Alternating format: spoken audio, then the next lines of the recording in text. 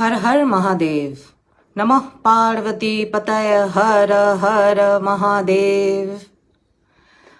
অমরনাথ ভারতের জম্মু ও কাশ্মীর অঞ্চলে প্রাকৃতিকভাবে বরফ দিয়ে গঠিত শিবলিঙ্গের জন্য এই স্থানটি সারা বিশ্বে পরিচিত ও পবিত্র বলে বিবেচিত। সমুদ্রপৃষ্ঠ থেকে প্রায় ৩,৮৮৮ মিটার মানে ১২,৭৫৬ ফুট অ্যাপ্রক্সিমেট উঁচুতে অবস্থিত অমরনাথের গুহা বা অমরনাথ মন্দির। এবারে ২০২৬-এর ৮ই জুলাই আমি কলকাতা থেকে যাত্রা শুরু করি অমরনাথের উদ্দেশ্যে। অমরনাথ আমার একটা বিশেষ আবেগপূর্ণ একটা যাত্রার মধ্যে পড়ছে। মানে লাস্ট ইয়ার 2025-এ আমি কুম্ভ যাত্রা করি এবং এই বছর আমার অমরনাথ যাত্রা। তো বুঝতেই পারছেন আমার ভীষণভাবেই একটা ইমোশনাল ফিলিংস জড়িয়ে আছে এবং বাবা মহাদেব যে কোনোদিনও আমাকে এত উঁচু এত কঠিন রাস্তা পথে কোনোদিনও আমাকে নিয়ে আসবেন ওনার দর্শন দেওয়ার জন্য, এটা কিন্তু আমি স্বপ্নেও কোনোদিনও ভাবিনি। সেই যাত্রাপথের শুরু কিন্তু হয়ে গেছে। তো এইখানে আপনারা দেখতে পারবেন যে ভগবতীনগর বেস ক্যাম্প থেকে আমি কিভাবে পেহেলগাম বেস ক্যাম্প পর্যন্ত পৌঁছলাম সেই সম্পূর্ণ রূপের একটি ভিডিওটি সম্পূর্ণভাবে দেখার অনুরোধ করছি সবার কাছে। এবং যদি ভিডিওটি ভালো লাগে তাহলে একটি লাইক করে দেবেন, ফলো করে দেবেন আমার চ্যানেলটিকে। আপনাদের একটি লাইক কিন্তু আমাকে আরও উৎসাহ দেবে আগামী দিনের কোনো এরকম কঠিন যাত্রাপথের ভিডিও করে আপনাদের সামনে প্রস্তুত করার জন্য, বা যে কোনো রকমের ট্রাভেলিংয়ের ভিডিও আপনাদের কাছে প্রস্তুত করার জন্য। তো চলুন শুরু করছি। আমরা এখন আছি ভগবতীনগর বেস ক্যাম্পে।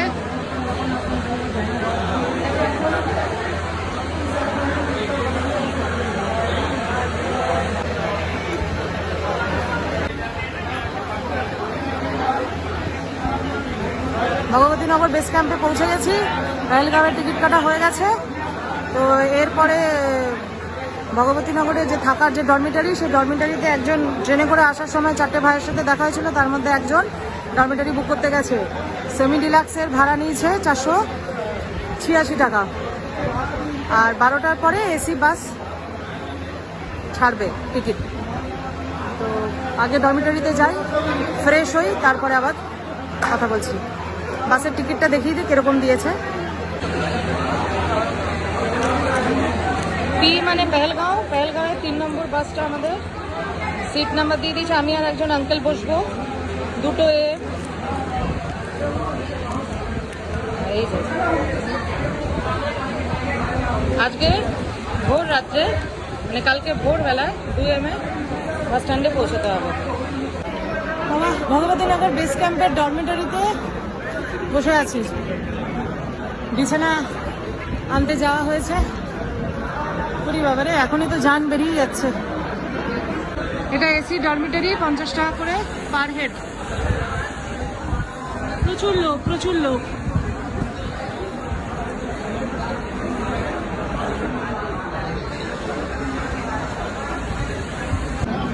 পেহেলগাঁও দিয়ে হোক বালটাল দিয়ে হোক, যারা কনভয়ের সাথে যাবে তাদের আগের এখানে বেস ক্যাম্প ভগবতীনগর। তারপর এখান থেকে রাত্রি 2টোর সময় বাস করে পেহেলগামের উদ্দেশ্যে, বাস করে বালটালের উদ্দেশ্যে রওনা হতে হবে। এই ভারী ব্যাগটা নিয়ে, আমার ব্যাগটা দেখাচ্ছি, ভারী ব্যাগটা নিয়ে উঠতে যান বেরিয়ে গেছে। এখানেই পেহেলগামের রাস্তায় কি করে হাঁটবো, ভগবানের নাম করছি, উনি চাইলে সব কিছুই সম্ভব। হর হর মহাদেব। চেহারার অবস্থা খুব খারাপ, 2 দিন ট্রেনে তো।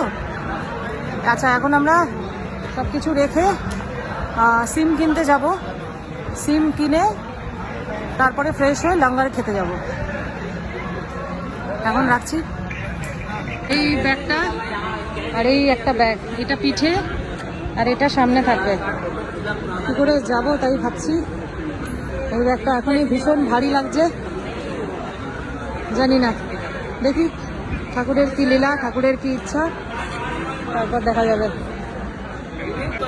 স্নান করে আসলাম, একদম ফ্রেশ, হেভি চিল ঠান্ডা জল, আমার তো দারুণ লাগলো। স্নান করে এবার খাবো লঙ্গারে।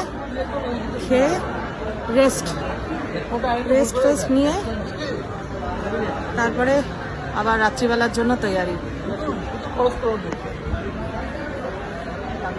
এই একটা অন্য অনুভূতি। এগুলো আগে ভিডিওতে, অন্য লোকেদের ভিডিওতে এগুলো দেখেছি, এখন নিজের সাথে এগুলো হচ্ছে। তো এই ফিলিংস কাউকে বলে বোঝানো যাবে না কি রকম ফিলিংস হচ্ছে।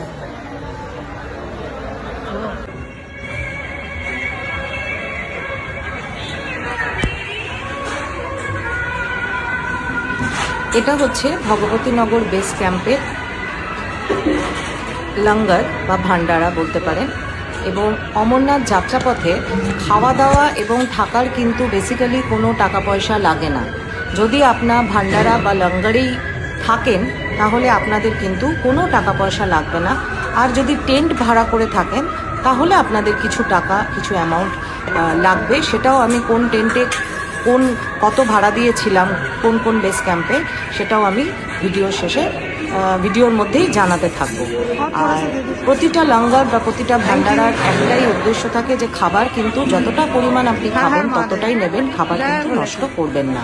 খাবার নষ্ট করা উচিত নয়। এবং লঙ্গরে যে খাওয়াচ্ছে বলে খাবারের কোয়ালিটি কিন্তু কোনো কম্প্রোমাইজ হয়নি। ভীষণ সুন্দর, ভীষণ টেস্টি খাবার। এবং এটা খাবার না বলে প্রসাদ বলাই সব থেকে ভালো।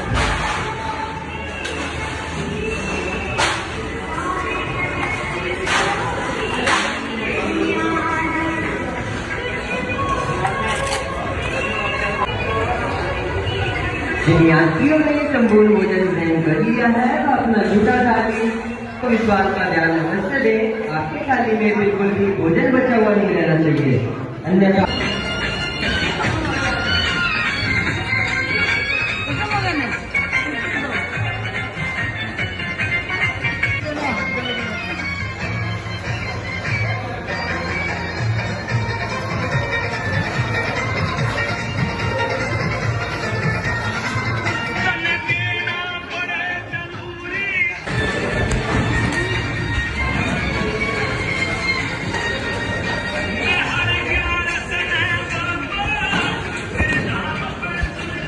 এটা হচ্ছে ক্লক রুম। এখানে জিনিসপত্র রেখে যারা পেহেলগাঁও দিয়ে যাচ্ছে বা বালটাল দিয়ে গিয়ে যারা আবার এই ভগবতীনগরে ব্যাক করবে তাদের জন্য এই ক্লক রুম 30 টাকা করে পার ডে এক একটা ব্যাগ। আর এটা হচ্ছে এটা এক ধরনের ক্লক রুম। এখান থেকে এই গদি, বালিশ এগুলো পাওয়া যাচ্ছে, কম্বল। এই হচ্ছে ব্যাপার।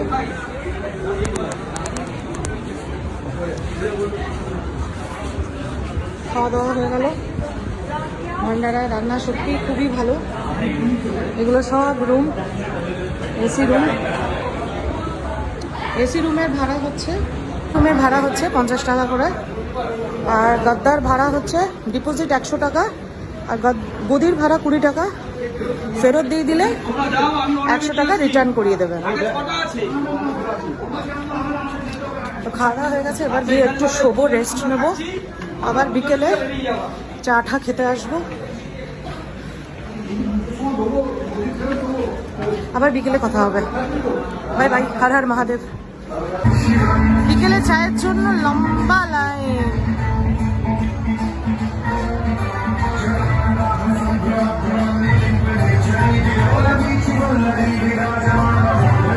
এখানে আবার প্রোগ্রামও হচ্ছে।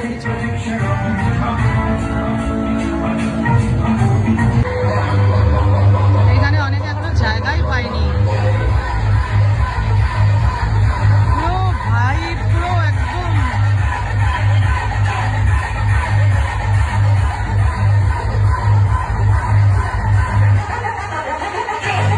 किसी बात का साथ बोले नाथ का सर पे मेरे हाथ बोले तेरे आशीर्वाद का। श्री बाबा अमरनाथ जी का प्रसाद एक लाइन में लगकर आराम से चाय का प्रसाद ले और ग्रहण करें। कोई भी यात्री बिना लाइन से ना आए, अन्यथा उन्हें लाइन से निकाल दिया जाएगा। अगर वो लाइन से आते हैं तो और चाय का प्रसाद नहीं दिया जाएगा तब तक वो शुरुआती लाइन से निकालते हैं। इस बात का ध्यान देते हुए एक लाइन से आए। লম্বা লাইনে দাঁড়িয়ে থাকে চা আর ব্রেড পকোড়া, বাট এটাও প্রসাদ। আর তেমনি দুর্ধর্ষ ফাংশন হচ্ছে। আমি আর ফাংশনের দিকে যাইনি, বাইরে থেকে যেটুকুনি দেখলাম।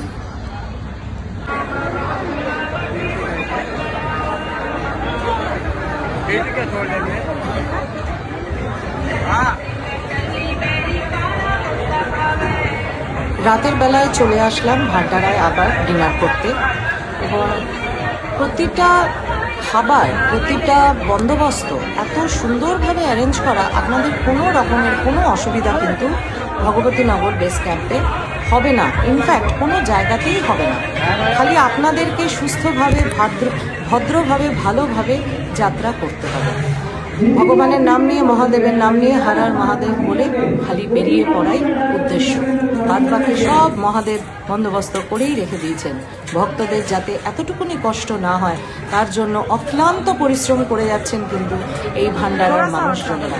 তাদেরকে সত্যি সত্যিই নমন করা উচিত যে এনাদের মাধ্যমেই মহাদেবের দর্শন কিন্তু আমরা পাচ্ছি। যারা নিঃস্বার্থভাবে এইভাবে সাধারণ মানুষদের, হাজার হাজার লক্ষ লক্ষ মানুষদের সেবা, আর মানে যতদিন পর্যন্ত যাত্রা চলবে ততদিন পর্যন্ত এরা নিঃস্বার্থ সেবা কিন্তু এরা করেই চলেছে।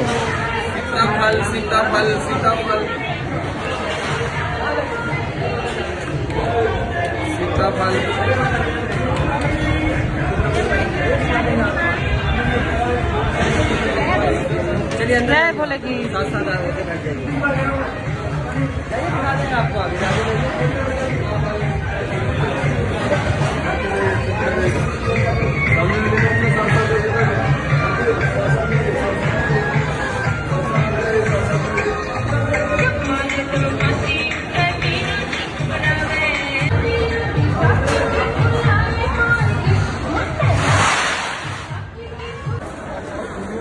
এখন রাতে 1:15 বাজে।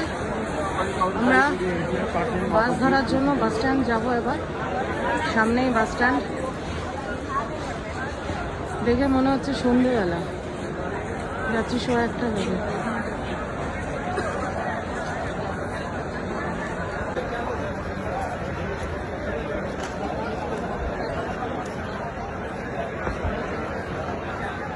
All set for Pahalgam. আজকে আমরা পেহেলগাঁওতেই থাকবো, পেহেলগাঁওতেই রাত্রি বাস হবে। দেন কাল আর্লি মর্নিং পেহেলগাঁও থেকে চন্দনবাড়ির জন্য বেরোবো, দেন হাঁটা স্টার্ট হবে।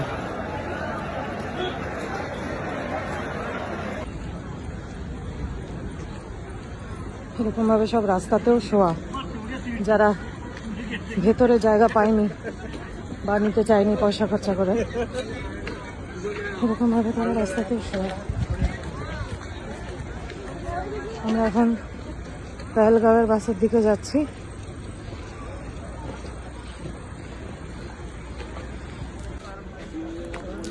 আজকে হচ্ছে 11 জুলাইয়ের একদম আর্লি মর্নিং। এটা কিন্তু রাত্রি 2টো, মানে হিসেব মতো 10 তারিখের রাত্রি 2টো আর 11 তারিখ আর্লি মর্নিং। বাসে ওঠার সঙ্গে সঙ্গে ঝমঝম করে বৃষ্টি শুরু হয়ে যায়, এবং আমার মনে তখন একটাই চিন্তা কাজ করে, ঠিক 4টে বাজে, বৃষ্টি হলে বাস ছাড়লো, কি হবে যদি সারা রাস্তায় ভীষণ জোরে বৃষ্টি পড়ছে। মন প্রাণ দিয়ে আমি যে হবে বুঝতে পারছি না। মহাদেবের নাম স্মরণ করতে থাকি যে যাই হোক না কেন, কালকে যখন এসেছিলাম ভগবতীনগরে 1 ফোঁটা বৃষ্টি ছিল না, লড়াই ছিল পুরো। সেই সময়টুকুনি যেন বৃষ্টিতে রাস্তা নষ্ট না হয়, তাহলে কিন্তু যাত্রা থেমে যাওয়ার বা যাত্রা স্থগিত রাখার একটা সম্ভাবনা থেকে যায়। তো যাই হোক, হর হর মহাদেব বলে মহাদেবের নাম নিয়ে আমাদের যাত্রা শুরু হয়ে গেল। এইবার খালি প্রাকৃতিক সৌন্দর্য দেখার পালা। ভূস্বর্গ কেন বলা হয় কাশ্মীরকে, সেটা কিন্তু আমি কাশ্মীর পৌঁছে বুঝতে পেরেছি। অমরনাথ যাত্রার উদ্দেশ্যে কাশ্মীরে আমার প্রথম আসা, এবং প্রথম এসে কাশ্মীরকে কিন্তু আমি ভালোবেসে ফেলেছি। প্রতিটা পাহাড় আমাদের রাজ্যে, পশ্চিমবঙ্গে বা ভারতবর্ষের অন্যান্য যে উঁচু জায়গাগুলো আছে, হিল স্টেশন, সেখানকার সাথে আমার যেটা ব্যক্তিগত মতামত যে কাশ্মীরের কি মেন পার্থক্য, এবং কাশ্মীরকেই কেন খালি ভূস্বর্গ বলা হচ্ছে, নাহলে পাহাড়াঞ্চল তো অনেক আছে, কিন্তু কাশ্মীরকেই কেন ভূস্বর্গ বলা হয় সেটা চোখে না দেখলে বুঝতে পারা যাবে না। এবং সেটার কিসের জন্য বলা হয় সেটা আমি আপনাদেরকে বলছি, হয়তো আপনারাও আমার সাথে অনেকেই একমত থাকবেন। কাশ্মীরে যেটা হচ্ছে যে পাহাড় তো আছেই, বরফাবৃত শৃঙ্গ আছে, উঁচু উঁচু পাহাড় আছে, কিন্তু তার সাথে যেটা সব থেকে বেশি ভূস্বর্গ কাশ্মীরকে ভূস্বর্গ হিসেবে পরিচিতি দিয়েছে সেটা হচ্ছে এই কাশ্মীরের উপত্যকা valley, greenery, green valley with বরফের পাহাড়। এই জন্যই কিন্তু কাশ্মীরকে এতটা সুন্দর লাগে বা এতটা সৌন্দর্য মানে উপচে পড়েছে। গ্রিন ভ্যালি, সবুজ গাছে ভর্তি বা সবুজ ঘাসে ঢাকা একটা উপত্যকা দিয়ে শুরু হয়ে আস্তে আস্তে আস্তে আস্তে ওটা সাদা বরফে যখন মুড়ে যাচ্ছে পাহাড়ের চূড়োটা, সেই সবুজ থেকে শুরু করে সাদা হওয়ার যে পুরো একটা ব্যাপার, সেই সম্পূর্ণটাই কিন্তু কাশ্মীরকে ভূস্বর্গ হতে সাহায্য করেছে।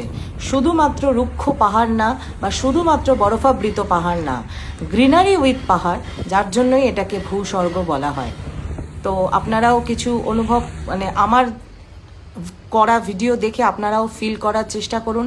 যারা গেছেন তারা তো নিজেদের স্মৃতিটাকে আরেকবার ঝালিয়ে নিন, এবং যারা কাশ্মীর যাননি, আমি তো কাশ্মীরের একটা পার্টে গেছি অমরনাথ যাত্রার উদ্দেশ্যে। কাশ্মীর আমি এখনও ঘুরিনি, আমার ঘোরার ইচ্ছা অবশ্যই আছে। তো যেটুকুনি আমার ভিডিওতে অমরনাথ যাত্রাপথে আমি ক্যাপচার করতে পেরেছি সেইটুকুনি ভিডিওই আপনাদের সামনে আমি প্রস্তুত করছি বা রাখতে পারছি। আপনারা দেখুন, যারা গেছেন তারা স্মৃতি রোমন্থন করুন, যারা যাননি তারা নিজের চোখকে আরেকবার এই আমার ভিডিওর মাধ্যমে তারা ভূস্বর্গ দেখার সুযোগ মানে নিয়ে নিন আর কি। তো দেখতে থাকুন। হাতটা একটু কাঁপছে কারণ বাসটা ভীষণ রকমভাবে নড়ছিল আর কি, চলার পথে ভীষণ রকমের বাসে আমার হাতটা নড়েছে। তো যতটা সম্ভব পেরেছি হাতটাকে স্টেডি করে ভিডিও করার চেষ্টা করেছি।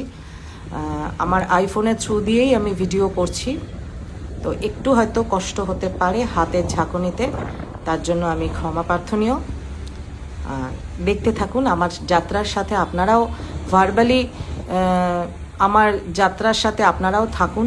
এবং এই যাত্রা আমি যখন করেছি তখন এটা আজকে 11ই জুলাই, আর আপনারা দেখবেন অনেক পরে, কিন্তু আবার আমারও আবার স্মৃতি রোমন্থন আমিও করছি যে এই রাস্তায় আমি গিয়েছিলাম, মহাদেবের নাম করতে করতে যাচ্ছি। এবং যখন বাসে বসেছিলাম তখন কিন্তু প্রচণ্ড বৃষ্টি শুরু হয়ে গেছিল, কিন্তু আমরা যখন ধীরে ধীরে ধীরে ধীরে এগিয়ে চলেছি আস্তে আস্তে বৃষ্টি থেমে যায়। মেঘলা থাকে, মাঝে মধ্যে রোদ উঠছিল, কিন্তু ম্যাক্সিমাম টাইম মেঘলা ছিল।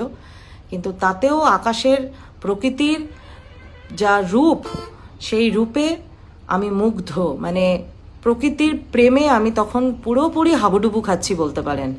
মানে আমি একজন নেচার লাভার, আমি একজন ফটোগ্রাফার, তো সেই হিসেবে প্রকৃতি আমাকে তার প্রেমে একদম হাবুডুবু খাইয়ে ছেড়েছে। মানে এত সৌন্দর্য, মানে নিজের দু চোখে না দেখলে বিশ্বাসই করতে পারতাম না হয়তো যে এইরকম সুন্দর জায়গাও আমার পৃথিবীতে আছে, আমার ভারতবর্ষে আছে। এবং তার জন্য আমি সত্যিই খুব গর্বিত। এবং মাঝে মধ্যে কষ্ট এটাও হচ্ছিল যে যখন এই সব জায়গায় যে আতঙ্কবাদীদের যে একটা বিপদের আশঙ্কা থেকে যাচ্ছে, মানে সেটাতে কি করে কোনো মানুষের পক্ষে এত সুন্দর জায়গাতেও প্রাণ নাশের চিন্তাভাবনা মাথায় আসে, সেটা কিন্তু সত্যিই মানে অত্যন্ত একটা নেগেটিভ এনার্জি তাদের সাথে হয়তো সবসময় থাকে, তার জন্যই এত সুন্দর জায়গাতেও তারা আক্রমণ করে, মানুষকে মারতে তারা উদ্যত হয়। কিন্তু সাথে আমাদের ইন্ডিয়ান আর্মি, বিএসএফ জওয়ান যারা ছিল তারা তো মানে প্রচণ্ড রকম, আমি কনভয়ের সাথে গেছি এবং সেখানকার যা জেড প্লাস সিকিউরিটি সেটা ধারণার বাইরে। মানে আমাদের অমরনাথ তীর্থযাত্রীদের যাতে কোনো অসুবিধা না হয়, কোনো বিপদ না হয়, মানে প্রতিটা জায়গায় আর্মির যা সিকিউরিটি সত্যি অকল্পনীয়। এবং স্যালিউট মারার জন্য, মানে স্যালিউট তাদের, আমাদের ইন্ডিয়ান আর্মি এবং বিএসএফ জওয়ান, সিআরপিএফ জওয়ান, যত মানে সিকিউরিটি আছে আর কি, সব সিকিউরিটি অমরনাথে কিন্তু এই আমাদের জন্য, আমাদের অমরনাথ যাত্রার জন্য, অমরনাথের তীর্থযাত্রীদের জন্য কিন্তু সর্বক্ষণ মোতায়েন রাখা ছিল। আর এটি হচ্ছে আরেকটি ভান্ডারা যেখানে বাসটি দাঁড়ায় 8 ঘন্টা 40 মিনিটের জন্য। এখানে কিন্তু আমরা ব্রেকফাস্টের জন্য দাঁড়িয়েছিলাম। এবং ম্যাক্সিমাম সব ভান্ডারাতে ডাল চাওয়াল, একটা ক্ষীর, রুটি, সবজি, চা, বিস্কুট সব কিছু কিন্তু অ্যাভেলেবেল থাকে। আইসক্রিম থেকে আরম্ভ করে সব কিছু পরপর 2-3টে ভান্ডারা এখানে ছিল। আমি প্রথম ভান্ডারাতেই গিয়েছিলাম, গিয়ে ওখানে লাইনে দাঁড়িয়ে সুন্দরভাবে খাওয়া দাওয়া করে আমি আবার গিয়ে বাসে বসে পড়ি। এবং এখানকার যা সিস্টেম, মানে ভান্ডারা করছে বলে যে ঠান্ডা খাবার বা বাজে খাবার একদমই কিন্তু নয়, এগুলো কিন্তু সবই প্রসাদ এবং গরম খাবার দাবার এরা সব সময় মানে আয়োজন করে চলেছেন। একবার শেষ হচ্ছে সঙ্গে সঙ্গে চলে আসছে এবং এদের সেবার কোনো কমতি নেই। সারা দিন সারা রাত দাঁড়িয়ে এনারা কিন্তু ভান্ডারায় মানুষদেরকে কিন্তু খাবার দাবার খাইয়ে চলেছেন। কাজেই এরাও কিন্তু মহাদেবেরই অংশ বলেই মেনে নিতে হবে।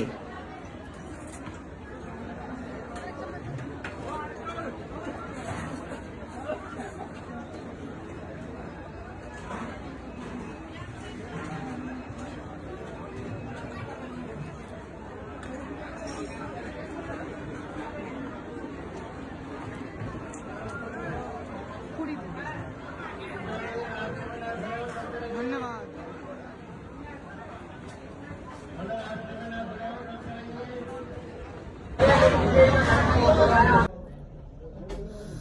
Hello, good morning. রাত্রে 2টোর সময় বাসে চাপলাম আর 4টের সময় বাস ছাড়লো। প্রায় 4 ঘন্টা পরে একটা জায়গায় ব্রেকফাস্ট করতে দাঁড়িয়েছি। হালকাই খেয়েছি, হালকাই দিচ্ছে, ডাল চাওয়াল আর একটা সবজি, পুরি, পায়েস, ক্ষীর, খুবই ভালো, চাও আছে। সিনসিনারি কথা কি বলবো, সিনসিনারি অপূর্ব সুন্দর, চোখ জ্বলে যাচ্ছে পুরো।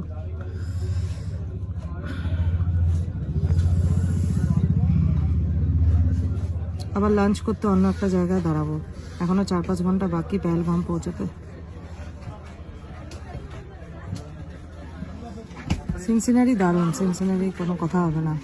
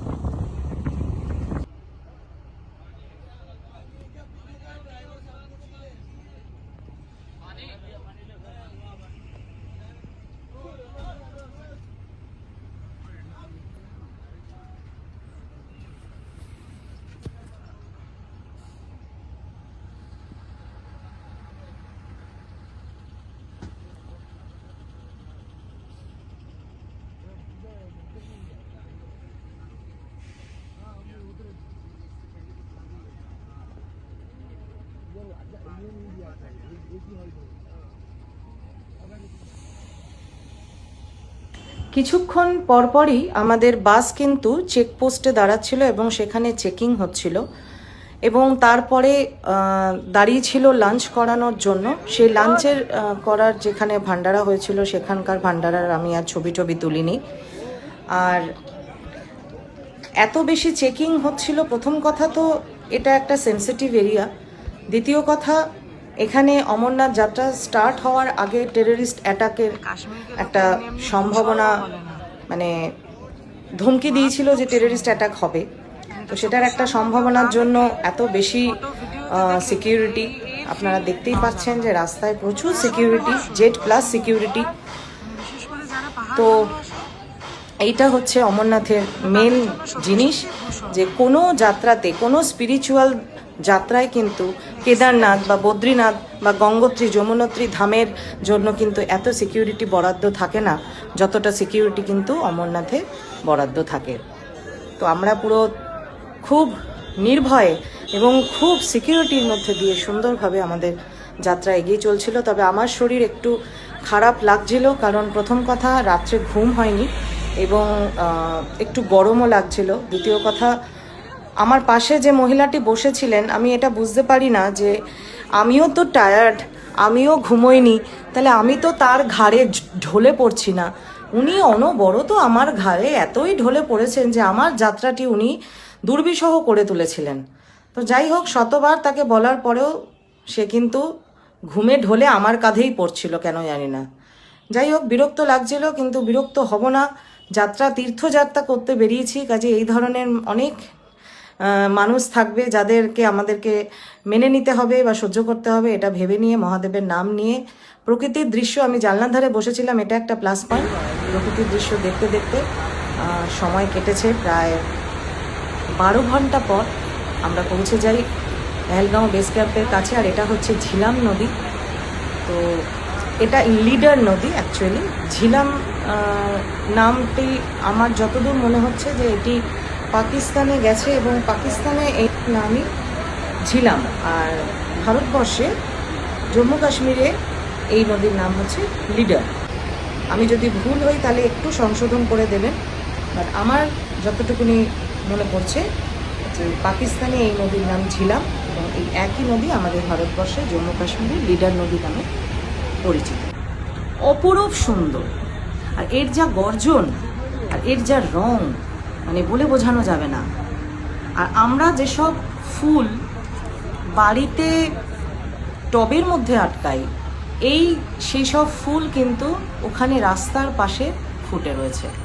মানে অসম্ভব সুন্দর প্রাকৃতিক সৌন্দর্য। যা দেখুন কনভয়টা কতটা লম্বা, প্রচুর বাস, অন্তত আমি গুনিনি, বাট অন্তত 50টা বাস, মানে 50টা বাসের কনভয় উইথ আর্মি প্রোটেকশন। আমরা কিন্তু সুন্দরভাবে প্রায় দুপুর 2:30 তখন বাজে, দুপুর 2:30 মতো বাজে, আমি কিন্তু পৌঁছে গেছিলাম পেহেলগাঁও বেস ক্যাম্পের একদম কাছে। তো প্রথম না, এটা সেকেন্ড বেস ক্যাম্প হবে। ভগবতী নগরটাকে যদি প্রথম বেস ক্যাম্প ধরি, তো পেহেলগাঁও বেস ক্যাম্প হবে সেকেন্ড বেস ক্যাম্প। এখান থেকেই অ্যাকচুয়ালি মেন অমরনাথের যাত্রা শুরু। চলুন তাহলে বেস ক্যাম্পের পথে যাওয়া যাক। আমরা নুনবন বেস ক্যাম্পে এসে পৌঁছে গেছি। পেহেলগাঁও এখনো পর্যন্ত বৃষ্টি পাইনি, ভাগ্য ভালো।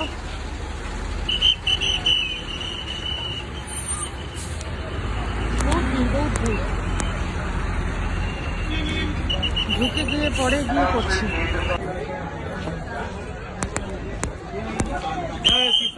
জয় শ্রীশঙ্কর।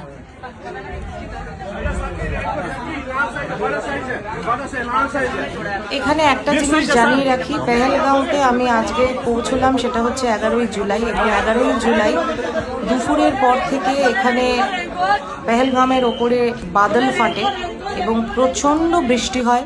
এবং পেহেলগাঁও বেস ক্যাম্পের টেন্ট আমার কয়েক ঘন্টার জন্য। এই যে আমার বেড, মোটা একটা কম্বল আছে, বিছানাপত্র পরিষ্কার, একটা বালিশ। এখানে আরো 5 জন আছে, ফ্যামিলি একটা মহারাষ্ট্র থেকে। তো এবার আমি জাস্ট এসে পৌঁছলাম, এখন বাজে মোটামুটি প্রায় 2:45 মতো। বৃষ্টি হওয়ার সম্ভাবনা এখনো পর্যন্ত দেখছি না, তবে আকাশে একটু হালকা মেঘ আছে। আমি যখন আসলাম তখন খটখটে রোদ, এখনো রোদই আছে। চার্জিংয়ের পয়েন্ট আছে এখান থেকে, লাঙ্গারও একদম পেছনেই, আর ওয়াশরুমও একদম কাছে। 550 টাকা চার্জ নিচ্ছে। তো ঠিকই আছে, মানে বাদবাকি সব ইগনোর করলে ঠিকই আছে।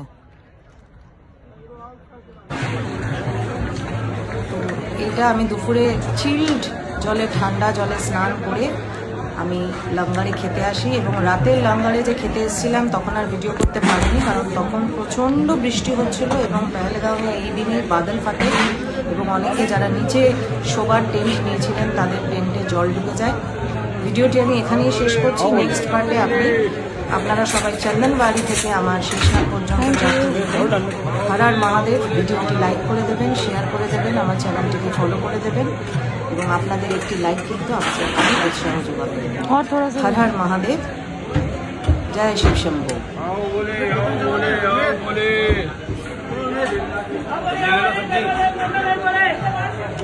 रोटी नहीं चाहिए। आओ बोले आओ।